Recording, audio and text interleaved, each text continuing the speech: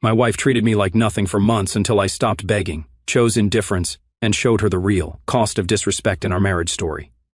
In our bedroom, and how that revelation led me to show her exactly what being treated like nothing really felt like. It was a Wednesday evening, and I had been working late again. You know that feeling when you come home expecting some warmth, some connection with the person you married? Well, I had been fooling myself for months. When I walked through that door, she barely looked up from her phone. Not unusual anymore. But this time, something was different. This time, I was paying attention. I tried to initiate some intimacy later that night. Nothing crazy, just the kind of connection married couples should have. Her response? She literally rolled her eyes and said she was too tired. Too tired. But the funny thing was, she was not too tired to scroll through social media for another hour. She was not too tired to text her friends. She was just too tired for me. This was not the first time. And that is when it hit me like a freight train. I started counting backwards in my head. When was the last time she actually wanted me? When was the last time she did not act like I was bothering her? 3 months. 3 damn months of rejection, excuses, and being treated like some desperate teenager begging for attention. The worst part was not even the rejection itself, it was the way she did it. Like I was pathetic for even trying, like wanting my own wife was some kind of unreasonable request. She would sigh heavily, act annoyed, sometimes even laugh at my attempts, laugh at me that night lying there in bed while she slept, peacefully beside me. I realized something that changed everything. I was not just being rejected sexually, I was being rejected as a man. She had zero respect for me, zero desire for me, and somehow I had been accepting it like it was normal. But here is the thing that really got to me. During the day, she still expected everything from me. Still expected me to fix things around the house, handle the bills, take care of her car problems, listen to her complaints about work. She wanted all the benefits of having a husband without giving me any of the benefits of being one. I remember lying there thinking about how this all started. It was not sudden, it was gradual, like slow poison. First, it was just occasional rejections. Then, it became routine. Then it became expected. Somehow I trained myself to accept being treated like nothing, and she had learned that she could get away with it. The next morning, she acted like nothing had happened. She made her coffee, got ready for work, same routine. But when she casually mentioned that the bathroom faucet was leaking and needed to be fixed, something inside me snapped, not into anger but into clarity. I looked at her and said, "Fix it yourself." She laughed, thinking I was joking. When she realized I was not, she got this confused look on her face, like she could not understand why the man she had been treating like nothing would not jump to solve her problems anymore. "What has gotten into you?" she asked. I almost laughed at the question. What had gotten into me was finally understanding my worth. What had gotten into me was realizing that respect is not something you beg for. It is something you demand through your actions. That morning I made a decision that would change everything. If she wanted to treat me like nothing in the bedroom, then she was about to learn what being treated like nothing everywhere else felt like. I was not going to argue with her, beg her, or try to convince her to change. I was going to show her exactly what she was losing by her own choices. The game had changed, and she did not even know it yet. But she was about to find out that the man she had been taking for granted was not going to be there anymore. At least not in the way she expected. See, I realized something that night. You teach people how to treat you. And I had been teaching her that she could disrespect me without consequences. That was about to change permanently. The transformation did not happen overnight, but it started immediately. That very day, I began implementing what I call the silent strategy. No arguments, no explanations, no dramatic confrontations, just pure calculated indifference. The first thing I did was stop trying completely. No more attempts at intimacy, no more romantic gestures, no more trying to win her attention. If she wanted to act like I did not exist in the bedroom, then I would act like she did not exist anywhere else. She noticed the change by day 3. I came home from work, said hello, and went straight to the garage to work on my motorcycle, something I'd been putting off for months because I was always too busy doing things for her. When she called me for dinner, I told her I had already eaten. I had not, but I was not about to sit across from someone who treated me like a roommate and pretend we were a happy couple. The beauty of this approach was watching her confusion grow. She had gotten so used to me chasing her, trying to please her, that my sudden absence left her completely off balance. When she asked what was wrong, I would just shrug and say, "Nothing is wrong," with the same tone she had been using on me for months. By the end of the first week, I joined a gym. Not because I was trying to get her attention, but because I realized I had been neglecting myself while trying to please someone who did not appreciate it.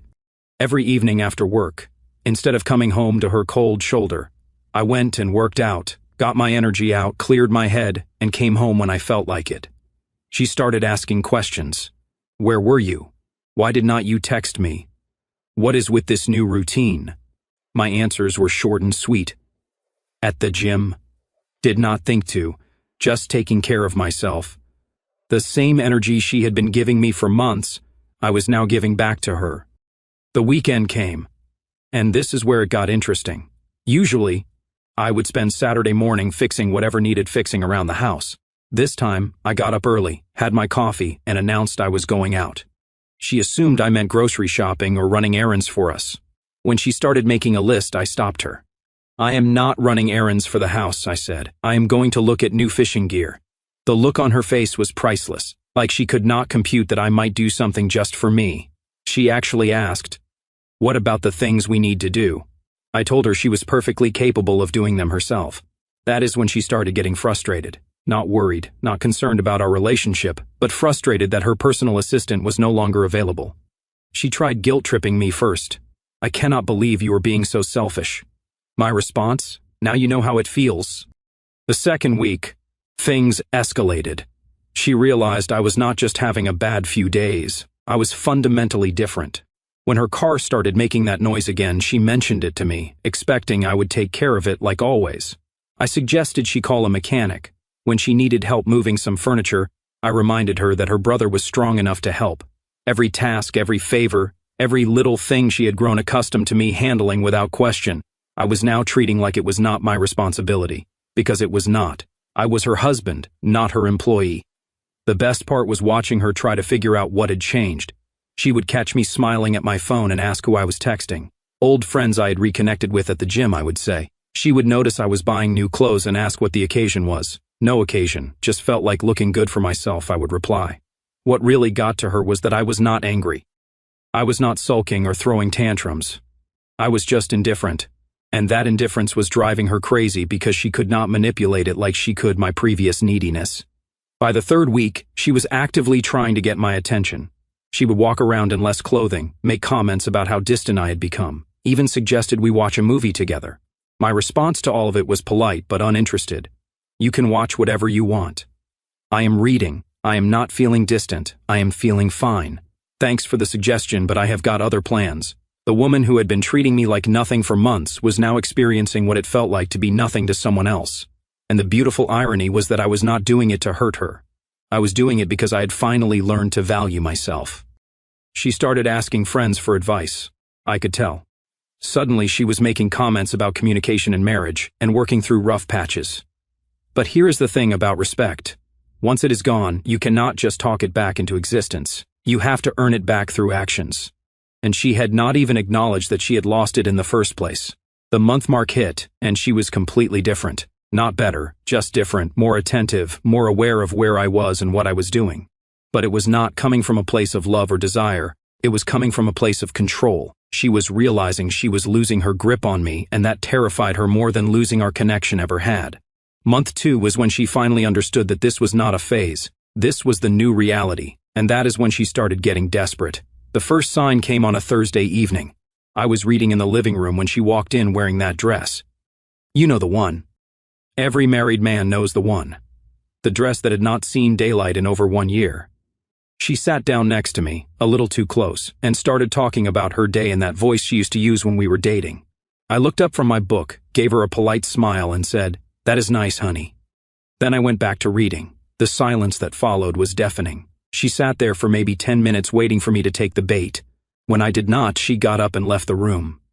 I could practically hear her brain trying to process what had just happened. See, the old me would have dropped everything the moment she showed interest, would have been grateful for any attention she was willing to give. But the new me understood something crucial. Respect is not something you turn on and off like a faucet. You cannot treat someone like garbage for months and then expect them to jump at your first sign of interest. The weekend brought the real test. She suggested we go out to dinner, just the two of us. 1 month ago, I would have been thrilled. Now, I had other plans. I was meeting some guys from the gym to watch the game, Her face when I told her was a masterpiece: confusion, frustration, and something else: fear. "You are choosing your friends over me?" she asked. I almost laughed. This woman had been choosing her phone, her sleep, her everything over me for months. "I am not choosing anyone over anyone," I said. "I am just not available tonight." That is when she started getting nasty. "You are acting like a child," she said. "This whole attitude of yours is ridiculous." I set down my keys and looked at her. "You know what is ridiculous? Thinking you can ignore your husband for months and then expect him to drop everything when you finally decide you want his attention." The look on her face told me she knew exactly what I was talking about, but instead of acknowledging it, she doubled down. "I never ignored you. You are being dramatic." So I did something I had never done before. I called her out with specifics. "Really? Because I can tell you exactly how many times you have rejected me in the past 4 months. I can tell you exactly how many times you have rolled your eyes when I tried to touch you. I can tell you exactly how many times you have made me feel like I was bothering you just for wanting my own wife." She did not have an answer for that because the truth was sitting there between us, and we both knew it. She tried to deflect. "Well, you never said anything about feeling that way." Classic manipulation, making it my fault for not communicating about her behavior. "You are right," I said, grabbing my keys. "I should have said something. I should have told you that treating your husband like he does not exist has consequences. Consider this my official notification," and I left. When I got home that night, she was waiting up for me. Not because she was concerned, but because she was angry. She started in on me the moment I walked through the door. "Where were you? Who were you with? Why did not you answer your phone?" I poured myself a glass of water and looked at her. I was exactly where I said I would be, with exactly who I said I would be with, and I did not answer my phone because I was enjoying myself for the first time in months. That is when she said something that revealed everything. "You are being selfish. Marriage is about compromise." I actually laughed. "You are absolutely right. Marriage is about compromise. So tell me, what exactly have you been compromising on? Because from where I am standing, I have been doing all the compromising while you have been doing all the taking." She tried to turn it around on me. "I compromise all the time. I deal with your moods, your work stress, your demands. Your demands." She actually called my desire for intimacy with my own wife demands. That is when I knew we were beyond the point of no return. "My demands?" I said. "You mean like wanting to feel wanted by my wife? Like expecting basic respect in my own home? Like hoping the woman I married might actually act like she enjoys being married to me?" Each word hit its mark, and I could see her deflating. But instead of apologizing, instead of acknowledging what she had done, she got defensive. "You do not understand the pressure I am under. You do not understand how tired I am." More excuses, more reasons why her behavior was justified. "You are right," I said. "I do not understand. I do not understand how you can be too tired for your husband but not too tired for social media. I do not understand how you can be too stressed for intimacy, but not too stressed to go out with your friends. I do not understand how you can expect me to be there for you when you are never there for me." The conversation ended with her storming off to the bedroom and slamming the door. I slept on the couch that night, not because I was kicked out, but because I chose to. The symbolic power of that choice was not lost on either of us. The next morning brought a new phase. She started trying to bargain. "Maybe we should go to counseling. Maybe we should try harder to communicate." But notice what she was not saying. She was not acknowledging her part in creating this mess. She was trying to fix the symptom without addressing the disease. I told her I was not interested in counseling with someone who did not think they had done anything wrong. "When you are ready to admit that you have been treating me like nothing, then we can talk about fixing things. Until then, I am going to continue treating you exactly how you have been treating me." That afternoon, she tried a different approach. She cooked my favorite meal, put on music, tried to create a romantic atmosphere. But romance without respect is just manipulation. When I politely thanked her for dinner and went to work on my motorcycle afterward, she finally started to understand that the man she had been taking for granted was gone forever. By month 3, the ripple effects of my transformation were spreading beyond our bedroom. She was starting to see what losing me actually meant in practical terms, and it was hitting her harder than she had expected. It started with the small things. Her car registration needed renewing, something I had always handled. When she mentioned it, I told her the Department of Motor Vehicles was open until 5. She stared at me like I had spoken a foreign language. "You are not going to take care of it?" she asked. "It is your car," I replied. "You are perfectly capable of handling your own responsibilities." The look of genuine shock on her face told me everything. She had become so accustomed to me managing her life that she had forgotten how to manage it herself. And now that I was not volunteering to be her personal assistant anymore, she was lost. Her sister called that weekend to invite us to a family barbecue. In the past, I would have automatically said yes, cleared my schedule, and made sure we showed up with something to contribute. This time, when she told me about the invitation, I said, "Sounds fun, you should go." She asked if I was coming, and I told her I had other plans. "What other plans?" she demanded. I joined a weekend hiking group through the gym, something I had always wanted to do but never had time for because I was always available for her family events, her social obligations, her priorities. She could not understand it. "Since when do you choose hiking over family?" she asked. Since I realized that her family had never treated me like family, just like a convenient accessory to their daughter. Since I understood that showing up to things out of obligation instead of desire was just another form of being taken for granted. The barbecue incident caused our first real fight in months. Not because I was angry, but because she was furious.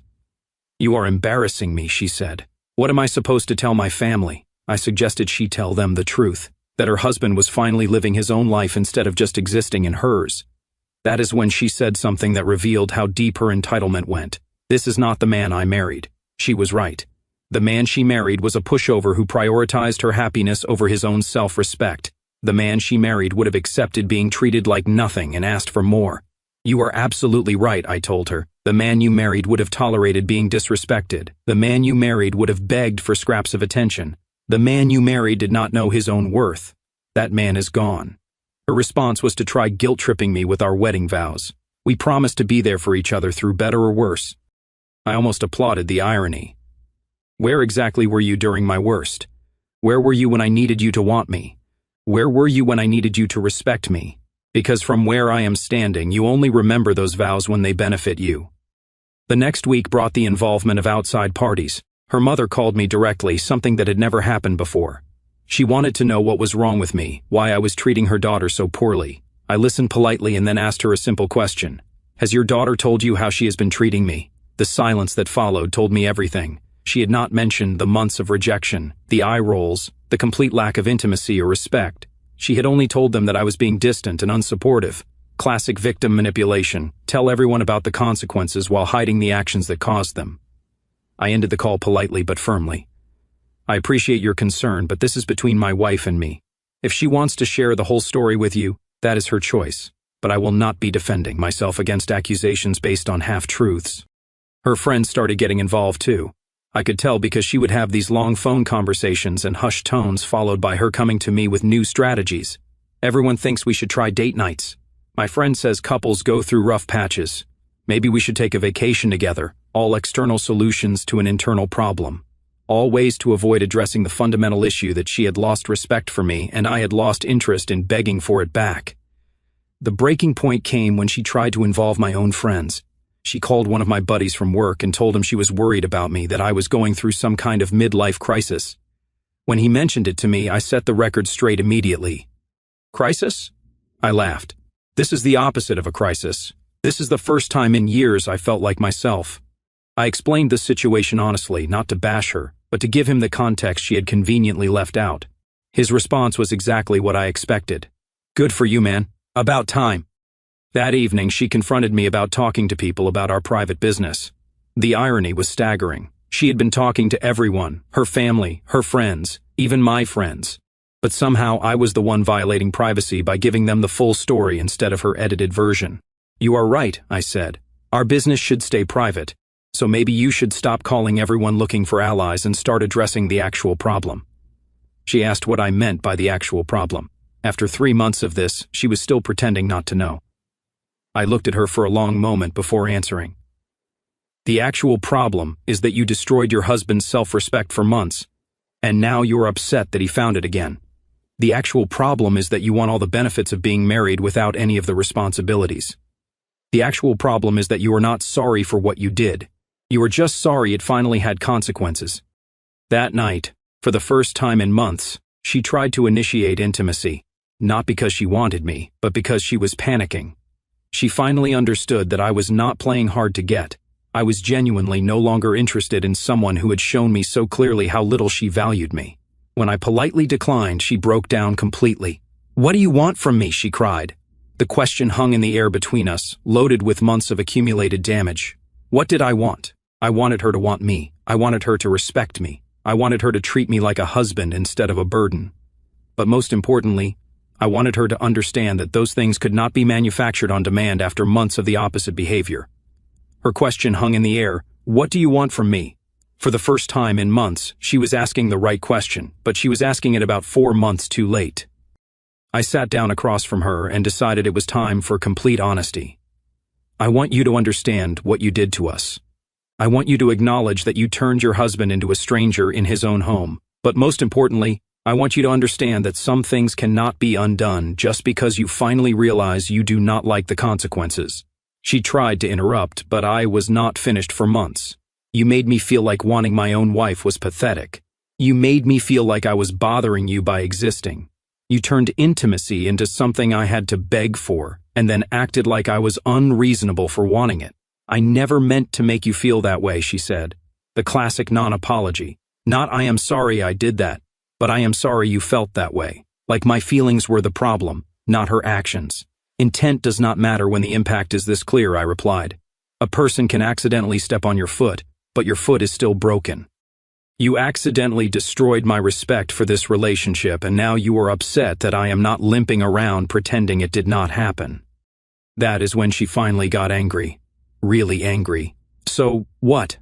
You are just going to punish me forever? You are going to hold this over my head for the rest of our marriage? There it was.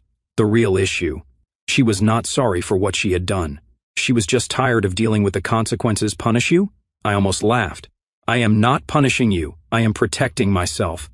There is a difference between punishment and boundaries. Punishment would be me trying to hurt you back. Boundaries are me refusing to be hurt again. She started crying then, but not the kind of tears that come from genuine remorse. These were frustrated tears, angry tears, the tears of someone who could not manipulate their way back to the status quo. I want my husband back, she sobbed. I want things to go back to how they were. And there was the core of the problem. She wanted to go back to a dynamic where she held all the power and I had none. Where she could treat me however she wanted and I would just take it. The husband you want back never existed, I told her. You want back the man who would accept disrespect and call it love. You want back the man who would beg for attention from someone who clearly did not want to give it. That man was dying slowly, and you were killing him. She tried a different approach. She started talking about love, about commitment, about working through problems together. But love without respect is just dependence. Commitment without equality is just bondage. And working through problems requires both people to acknowledge that problems exist. Do you love me? She asked desperately. It was a trap question and we both knew it. If I said yes, she would use it as leverage to guilt me back into accepting her behavior. If I said no, she would use it as evidence that I was the problem. I love the woman I married, I said carefully. But I do not recognize her anymore. The woman I married would not have treated me like an inconvenience. The woman I married would not have made me feel unwanted in my own home. The woman I married would not have spent months destroying my self-worth and then acted surprised when I finally found it again. She asked what it would take to fix things. I told her the truth. It would take you understanding that this is not about you making it up to me. This is about you becoming the kind of person who would not have done this in the first place. And that is not something that happens overnight. How long? She asked. How long do I have to prove myself? The question revealed that she still did not understand. She was thinking in terms of a timeline, a punishment period, something she could endure until things went back to normal. There is no timeline, I explained. There is no going back to normal. Normal was you disrespecting me and me accepting it. Normal was broken. What we have now is honest. You are experiencing what it feels like to be treated with the same energy you have been giving me. That is when she made her final play. She suggested counseling again, but this time with conditions. She had found a therapist, made an appointment, and wanted us to commit to working on things. But she wanted me to promise that I would try to get back to how things were before. I looked at her for a long moment before responding. I will go to counseling with you under one condition. You have to be willing to admit that how things were before was the problem, not the solution. You have to be willing to acknowledge that you created this situation through your choices, and you have to understand that the goal is not to fix me and bring me back to someone who accepts disrespect. It is to build something completely new. Her face told me everything I needed to know. She was not ready for that level of accountability. She wanted counseling to fix me, not to examine her own behavior. She wanted professional validation that I was overreacting. not professional help in understanding why her husband had emotionally checked out of their marriage. Think about it, I told her. Really think about whether you are ready to take responsibility for your part in this. Because if you are not, then counseling is just going to be an expensive way for you to hear truths you do not want to face.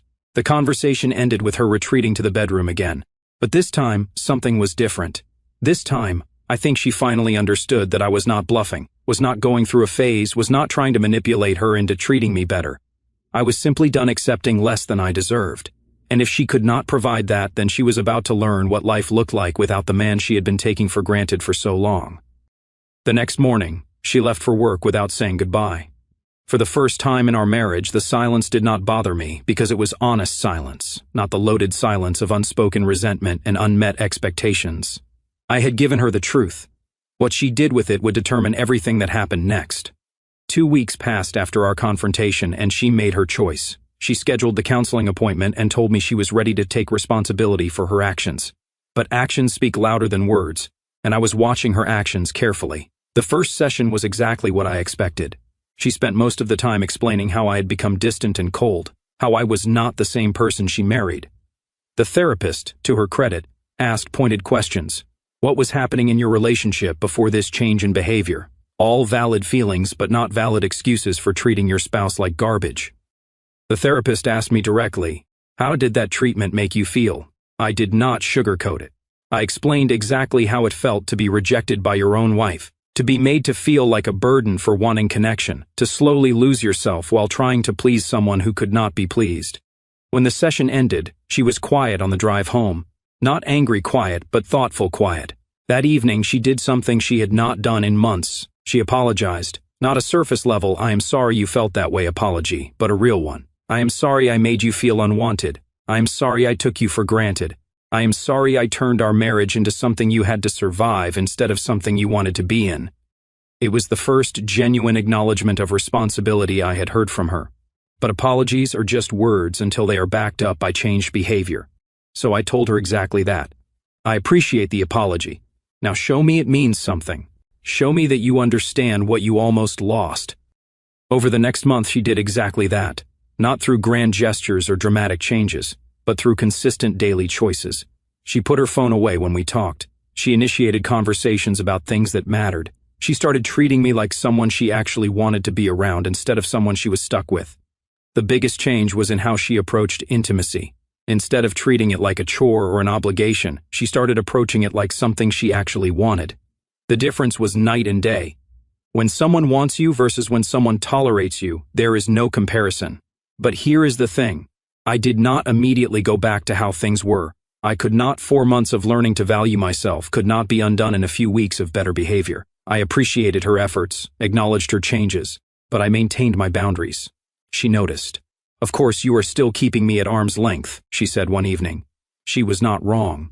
Trust once broken does not rebuild automatically just because the person stops breaking it. I am protecting what we are building, I explained. The old version of me would have jumped back into full vulnerability the moment you started treating me better, but that version of me also accepted being treated poorly. This version of me needs to see sustained change, not just temporary improvement. It frustrated her sometimes. I could tell she wanted immediate forgiveness, immediate return to full intimacy and connection. But she was learning that consequences do not disappear just because you stop causing them. Some damage takes time to heal, even when both people are committed to healing it. 3 months into this new dynamic, something shifted. Not in me giving in, but in her truly understanding. She stopped asking when things would go back to normal, and started focusing on making our new normal better than what we had had before. She started planning date nights, real ones, where she was fully present and engaged. She started initiating conversations about our future, our goals, things we wanted to do together. Most importantly, she started treating me like a partner she chose, rather than a responsibility she inherited. The respect came back gradually, not because I demanded it, but because I had shown her what life looked like without it. She had experienced what it felt like to be treated with indifference, and she did not like it. More importantly, she understood that it was a direct result of her own choices. 6 months after that initial conversation, we were in a completely different place, not because we had gone back to how things were, but because we had built something entirely new, something based on mutual respect rather than one-sided accommodation. She never again treated intimacy like a burden. She never again made me feel like wanting my wife was pathetic. She never again took for granted that I would be there regardless of how she treated me, because she had learned what happens when you treat someone like nothing. Eventually you become nothing to them. The man who used to beg for attention was gone. In his place was someone who knew his worth and would not accept less than he deserved. The woman who used to take that man for granted was also gone. In her place was someone who appreciated what she had and worked daily to deserve it. Our marriage did not survive because we went back to the way things were. It survived because we both became better versions of ourselves. She became someone worth being married to, and I became someone who would not accept being married to anyone who was not. Some people might call what I did extreme. Some might say I should have communicated better, tried harder, been more patient. But here is what I learned. You teach people how to treat you. And sometimes the most loving thing you can do is refuse to accept being treated poorly. My wife learned that treating me like nothing would result in her becoming nothing to me. It was a hard lesson, but it was necessary. And in the end, it saved our marriage by forcing both of us to become people worthy of being married to each other. The respect was real now. The intimacy was genuine now. The partnership was equal now because I had stopped accepting anything less, and she had learned to provide nothing less. That is what happens when you stop begging for what you deserve and start demanding it through your actions. Our story has come to an end. If you have made it this far, how about subscribing to our channel? It helps us immensely. I have selected 2 other videos for you that I'm sure you will enjoy. Feel free to click on them. I will be waiting for you in the next story. See you soon.